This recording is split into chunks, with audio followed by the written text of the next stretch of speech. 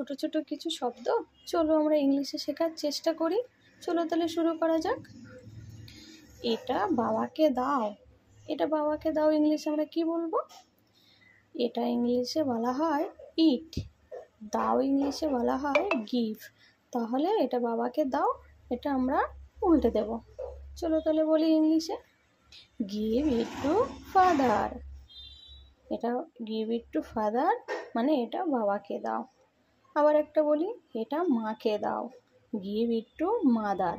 মা ইংলিশ তোমরা জানো মাদার, বাবা ইংলিশ তো জানোই ফাদার। তাহলে চলো শিখে গেলে, এটা বাবাকে দাও, গিভ ইট টু ফাদার। এটা মাকে দাও, গিভ ইট টু মাদার। এটা ভাইকে দাও, give it to brother. Brother English হলো ভাই, ইংলিশ হলো ব্রাদার। ওকে। এই ফোনটা বাবাকে দাও, give this phone to father. এই ফোনটা বাবাকে দাও, এই ফোনটা আমি কি বললাম, গিভ দিস ইউজ করলাম, ওখানে কিন্তু ইট দিলাম না, ওখানে give this phone to father. ওকে।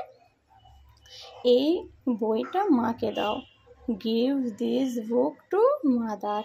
ওকে। আমি কাউকে ধরো কোনো একটা কোশ্চেন জিজ্ঞাসা করছি, তাহলে কি বলবো, তুমি কি জানো? তাহলে ইংলিশে এটা কি বলবো, ডু ইউ নো। তুমি কি জানো? ধরো চলো আর একটা বলি, তুমি কি তার নাম জানো? Do you know his name. তুমি কি তার নাম জানো? তুমি কি তার ঠিকানা জানো? Do you know his address. Okay. আর একটা বলি চলো, কখনো জোরে চিৎকার করবে না। তাহলে আমরা এটা ইংলিশে কি বলবো, নেভার শাউট লাউডলি। ওকে।